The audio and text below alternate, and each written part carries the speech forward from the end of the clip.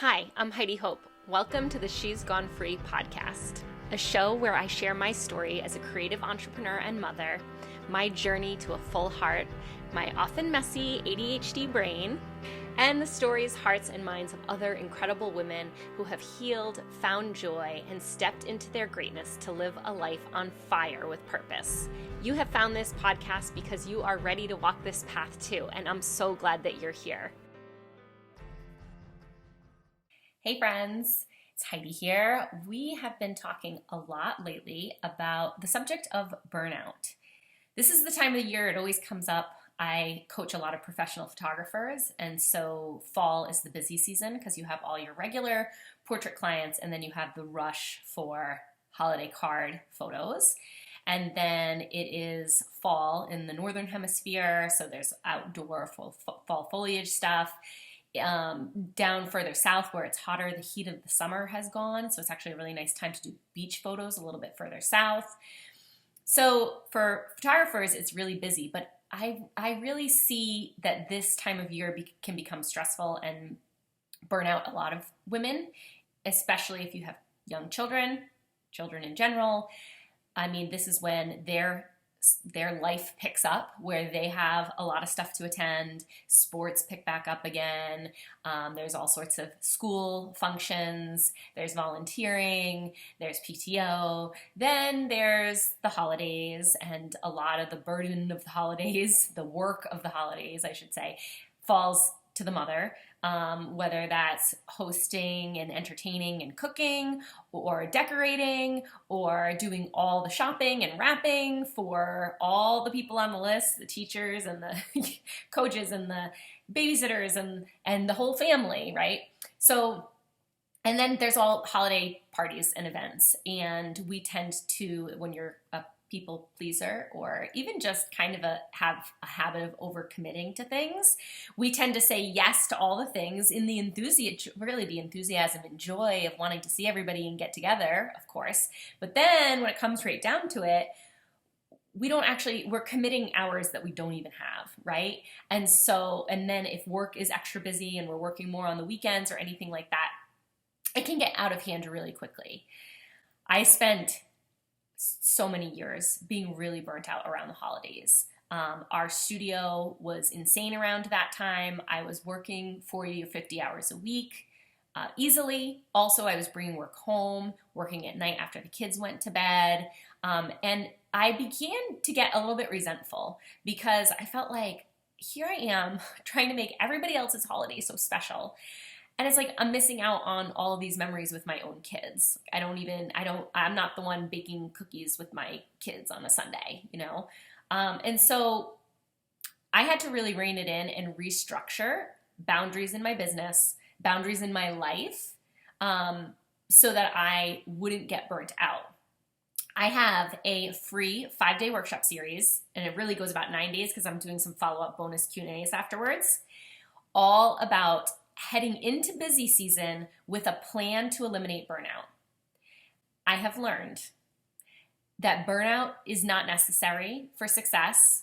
It is not even normal. It is a choice we make for ourselves. We are actively choosing burnout. If we keep getting burnt out year after year after year, we're choosing it. I have a whole nother podcast on burnout, so make sure you listen to that one. Scroll back. I don't remember the episode number off the top of my head. It might be episode 6. But if you go back, I did an early episode of the podcast last year on burnout specifically. So I talk about the signs of burnout, what to look for, and what you may be experiencing to know if you are running into burnout on a repeated basis. If burnout is habitual for you, then you have to implement some strategies to protect yourself from it, essentially. These are some boundaries that you can put in place, some strategies that you can bring into busy season. If you want to join that workshop series, that free workshop series, it starts September 12th. I'm going to put that right under this video. Today, I want to talk to you about one of my favorite strategies for eliminating burnout in busy season. This is something I leaned on hard this spring when we moved over 1,000 miles. We sold everything. We had to pack up our whole family of 5.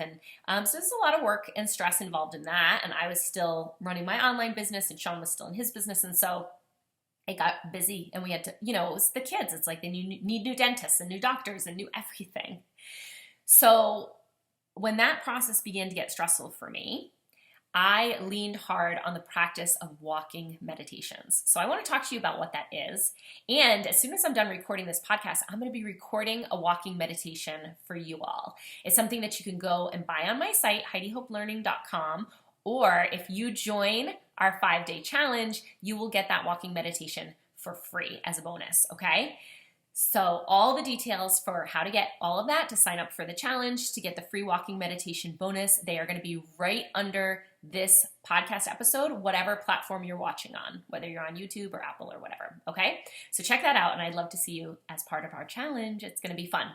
Okay, so walking meditations. Let's talk about why these are so powerful and why I have gravitated to them over the years. I use them now more than ever. I actually really, really love this part of my day. I don't do them every single day, but I especially lean on them when I'm feeling stressed out. It's actually one of the best ways to handle anxiety, in my opinion. So first off, regular meditation, you're typically sitting down in a comfortable position and closing your eyes and calming yourself, calming your mind, becoming really present in your body, calming your central nervous system, getting out of that fight or flight mode. And that's all really important. But if you meditate for, let's say, 5 or 10, 15, even if you meditate for an hour a day, most of what happens in that beginning meditation practice, this is how we all start, is we find that peace and joy and elevated emotion and feelings of love and gratitude.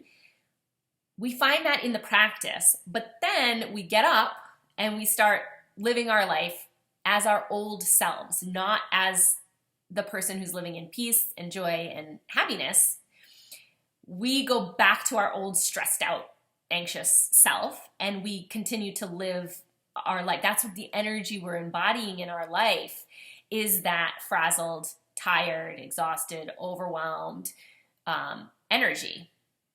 But that's not the goal of a meditation practice. The goal is to start to train your brain and your body to live in that state, that elevated emotion, the joy, the peace, the lack of stress, all the time. So what a walking meditation does is it helps you tap into the elevated emotion and those good feelings, and then it trains your body to walk, to move, to have your eyes open and retain that feeling, so that you can begin going through your life feeling good more of the time. This is the goal. It's to choose to feel good more of the time, to practice feeling good more of the time.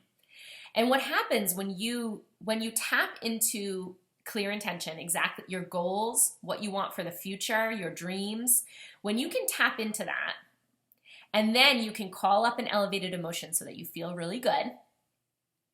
And then you can embody that by moving in the world with the posture of who you want to become, feeling as if everything's already happened, being who you want to become. You're being it now in a walking meditation. You're embodying it now. And these are the 3 keys to magnetizing whatever you want into your life. Whatever you want to bring into your life, it is really setting those clear goals and intentions and putting them out there through thought, through written word, through speaking the intentions. That's part 1. That's that's retraining our brain to think about the life that we want regularly. Instead of, our brains are set up to think fear-based thoughts. Our brains are just wired to look for the negative. And the majority of the average person's thoughts are negative. And so if we're just practicing negativity all the time, and then we're seeing negativity on the news, and then we're looking for negativity in our environment, and then we're speaking it back into existence, and then we're complaining about everything that's wrong, all you're doing is playing a tape over and over and over again about how life is terrible. And then guess what you draw to you? A terrible life.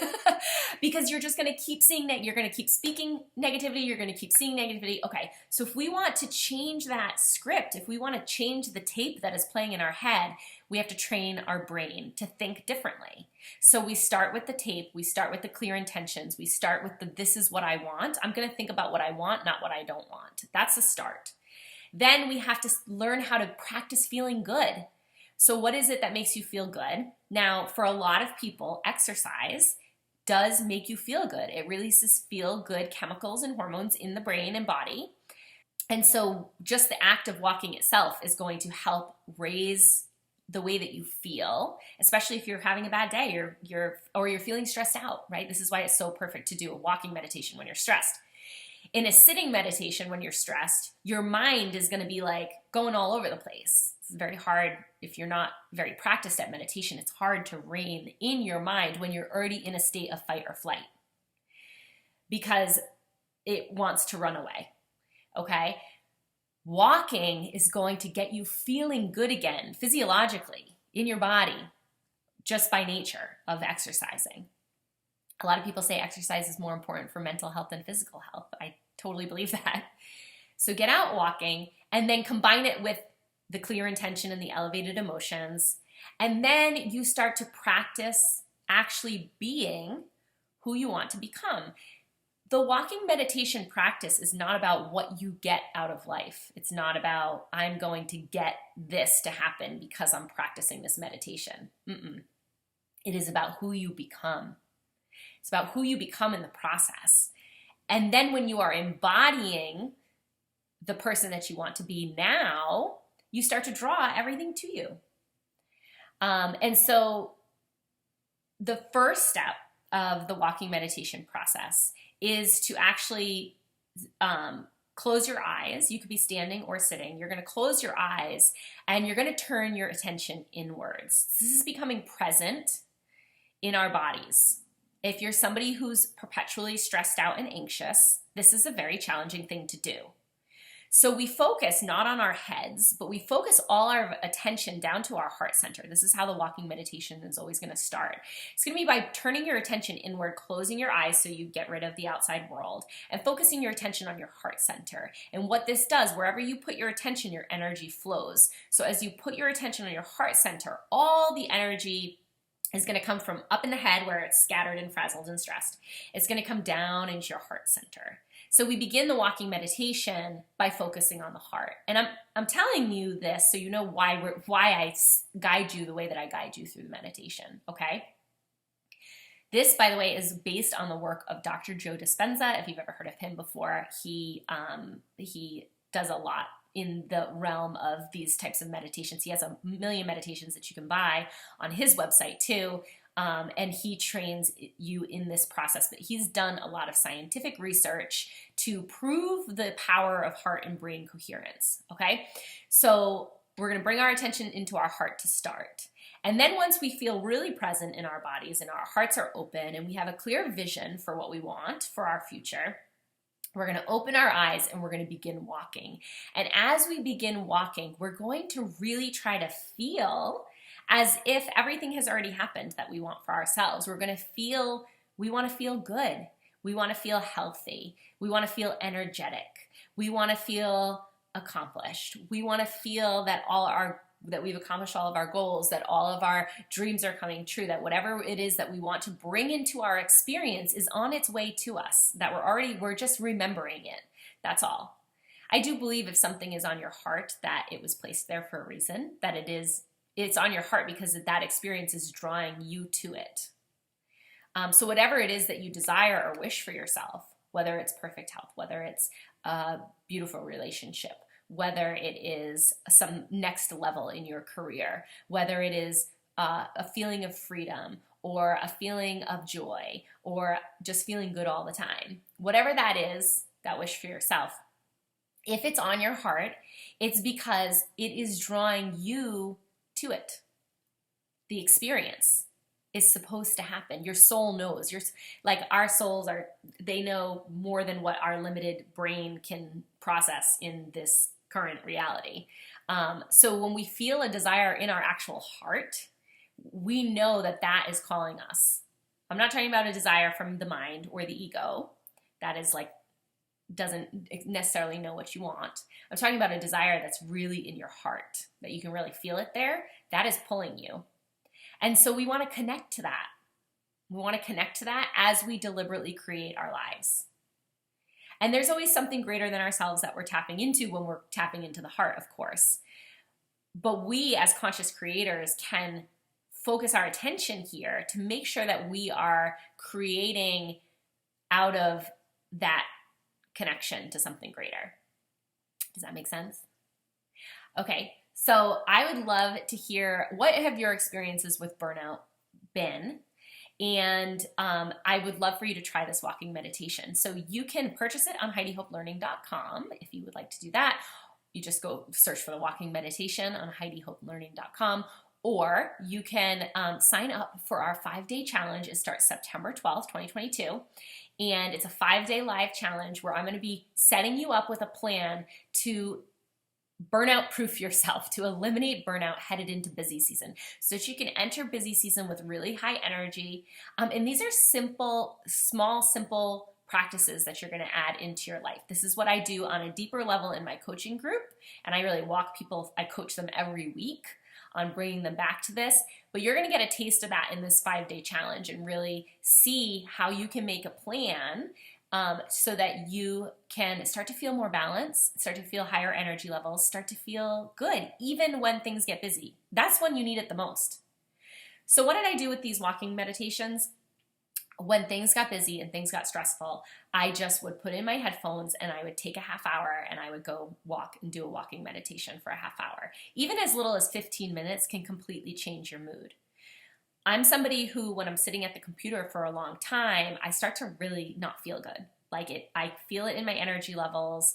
I get headaches from it. I just don't like being behind the computer for long periods of time. But sometimes my work requires me to do that. So breaking it up with the walking meditation has been so helpful for me. So I get out and then I feel kind of like I'm killing 2 birds with 1 stone. I am getting exercise. I'm getting steps on my watch here. I'm changing my mood. I'm shifting from feeling anxious or stressed out or exhausted or low energy. I'm immediately upping my energy levels. And that's just happening from the biology of my body when it starts moving. That's universal. That happens for all of us. So that's all happening. And then I'm also practicing meditation in an active way, in a way that's a little bit easier for me than when I'm super stressed. If I'm super stressed out, the sitting down for a half hour is a little harder for me because I'm like, I've got a million things on my to-do list, right? So that's a perfect time to bring this practice in. And it could be done whenever you find little windows. And it doesn't even have to be at once. Maybe you do half of it in the morning for 15 minutes and half of it in the afternoon. You can even begin to practice the walking meditation doing your chores. So you can begin doing mundane tasks like loading the dishwasher, cleaning your closet, going to the grocery store. You're standing in line for 5 minutes. Pop your headphones in, and you could either use a guided walking meditation like the one that you can get from me, or you could just play meditation music, binaural beats, solfeggio frequencies, anything that's going to help change your brainwaves and get you into a more relaxed state. Any of that works. So try it. Next time you're starting to feel stressed or frustrated or anxious, stop and shift. Put those headphones in, take a walk, and see how it changes your mood. It's more powerful than just the 30 minutes that you're doing it or the 15 minutes that you're doing, because it's beginning to rewire your brain and your body to think and feel differently all the time. So more of your day is going to be high energy and feeling good. And as you begin to practice that more and more, it becomes your reality so that you really do just feel better all the time. But you have to train your brain and your body, because your brain and your body has been trained all the way up until now to be different. You want to become someone who feels differently. You have to practice it, right? So I hope you give this a try, and I'd love to hear from you if you do. If you liked today's episode, subscribe to the channel and share it to inspire somebody else today. You can rate and review the podcast so it reaches more ears. And of course, I always love your comments. Follow me on your favorite social media platform at Heidi Hope, Photographer Rising, and She's Gone Free, or visit HeidiHope.com to get on my insider list and hear about upcoming coaching and online learning opportunities. Thanks for listening. I'm so grateful for you.